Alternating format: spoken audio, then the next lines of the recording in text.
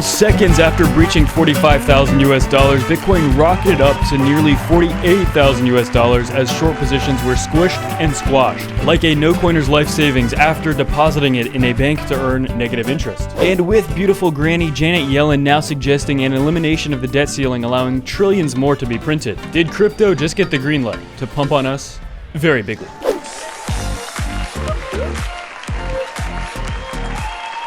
Your host, Bobby Buttersnatch, and much like an unfaithful husband, we are about to betray our morals and perform TNA on another woman's charts. Absolutely very big. We have so much to be jumping into with Bitcoin's price and a few absolutely major announcements as well. So if you guys are new to the channel, make sure to hit that like, subscribe, turn on those ghost notifications so you never miss these absolutely time-sensitive alerts. As well, make sure to join our pool if you want to earn interest on your ADA risk-free. And as well, if you're interested in any other bonuses or anything, make sure to check out the pinned comment below. And without any further magoo, let's pump on in. Wow, Janet Yellen now saying that she supports the elimination of the debt ceiling. Treasury Secretary Janet L. Yellen said on Thursday that the statutory debt limit should be abolished, arguing that the borrowing cap is destructive and poses unnecessary risks to the economy. And with that being said, could that be a green light to absolutely print trillions more, which, as we've seen over the past almost 2 years, has very much so benefited crypto? And as well, with Bitcoin seeing an absolutely gargantuan move to the upside. Yesterday, we talked about the range between 40 and 45,000 being absolutely boring and meaningless. And we said yesterday, you know, if we actually do break 45,000, that is when things can actually start to matter in terms of price, because we were trading within 40 to 45,000 for like 11 days. And as long as we were below 45,000, price action was insanely boring and meaningless. And within literal minutes, I believe it was like 3 or 4 minutes of breaching 45,000, we immediately shot up past 47,000. So that was a clear level that was seen as pretty big resistance, but we'll get into that in a second here. But one of the major catalysts of this, so markets have been trading sideways for weeks, and some of the lack of regulatory clarity and statements from U.S. authorities were partially because of this, right? There's a lot of uncertainty. There's a lot of gray area, which there still is, but at least now we're kind of slowly trudging along here. And so that, combined with a stock market looking not very good, which we're going to be looking at in a second as well, and that combined with October being a historically better month, as September is one of the worst months for crypto and also stocks, but the last 3 months of the year are historically very good for crypto. And today is the very first day of that fourth quarter. And as well, yesterday, a lot of people took this in a positive way. Powell saying that he had no intention of banning crypto, but he did add that stablecoins might be appropriate for regulation.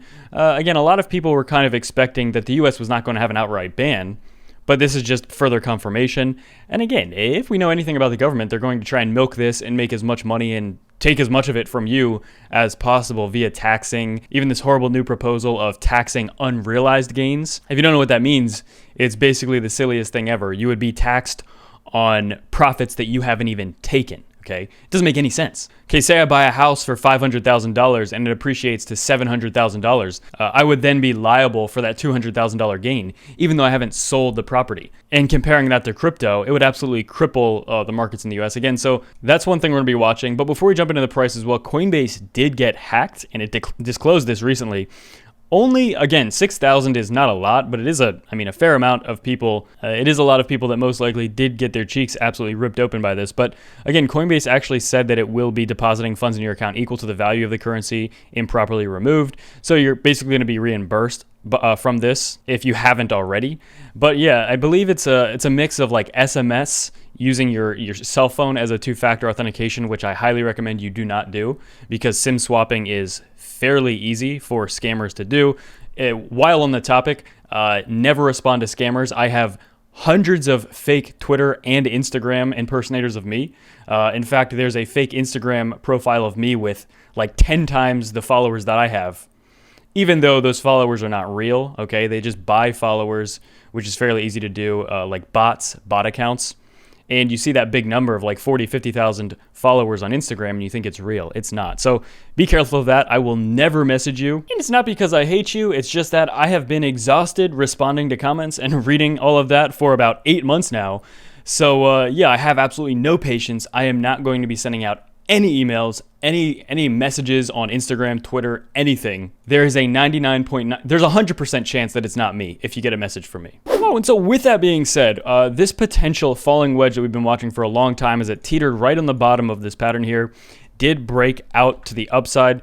And as well, for the most part, the very top of this descending triangle here, which is typically a bearish pattern, it's only about half a month or about 2 weeks long. This clear level of descending resistance here was broken, after which, with only a few 6-hour candles, it absolutely blasted to the upside. Now, here is a big test. So the $45,000 to $47,000 range is absolutely huge, and it's very good that we've gotten back here. We've breached 2 previous lower highs here as well, and now Bitcoin is attempting to break this very big 48,000, and we'll round up to about 48.8, but like $49,000 level for Bitcoin. And obviously the $50,000 level is absolutely huge, which we reached back on September 7th, and we have not gotten anywhere close to since then. So it's been nearly a month since we have been above 50,000. And 50,000, again, remember it took so long to get above that back in the middle of August as well. So we're not out of the woods yet, but this is a very good first step. And as well, if we go to this chart, you can see just a big resistance right around about 48,000 US dollars. So 45 was huge, and pretty much the whole range in between 48 and 50 is not going to be super easy. You can see on this chart, we literally bounced all the way up to exactly 48,048,000.00. So obviously, there were a lot of there's a lot of orders, a lot of resistance there, and it's to be expected. But as well, again, another bounce at the 21 confluent with the 50-week moving average, and as well a gigantic fettuccine retracement level.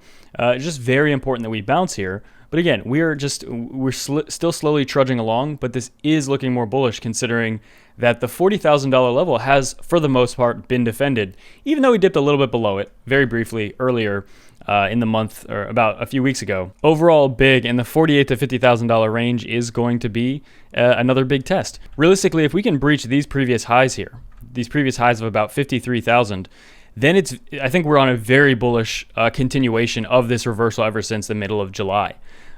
So we're not there quite yet. In fact, we would still need about a 10 to 15% pump to really validate that from where we are at this very second. But overall, progress is progress. And I personally think that if we can get some of these regulatory concerns and some of the fears in the environment, the macro global environment out of the way, then I think Bitcoin will have no problem exploding to the upside. And as I've been saying, I don't think there's anything bad going on with crypto at all, anything bearish at all.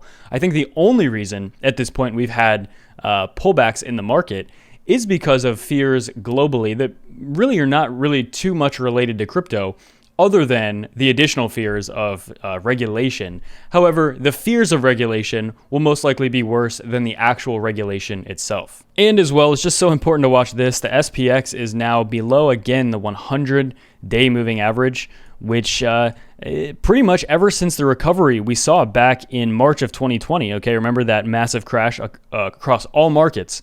For the most part, the 100-day has seen almost immediate bouncing from it. And now this is a big test, because if the stock market really does collapse, usually we would expect Bitcoin would not do well. However, I would say one of the most bullish possibilities that everybody would get ecstatic about is if the stock market did start dumping and Bitcoin decided to decouple from that and started to just absolutely moon. Okay, that ultimately is what the goal is here. Okay, we don't want Bitcoin to be really coupled with these legacy markets or these traditional markets anyway. But this could be a very big moment over these next 3 months. But we'll know much sooner than that if we are going to actually see decoupling from the stock market. What's your new channel? Make sure to like, subscribe. Turn this to miss these absolutely time-sensitive alerts as well. If you're interested in any bonuses, anything like that, make sure to check out the links pinned in the description. In the comments below. And as well, if you're interested in earning rewards on your ADA, make sure to check out the quick 2-minute tutorial below. And without any further ado, that's it for me. Bye-bye.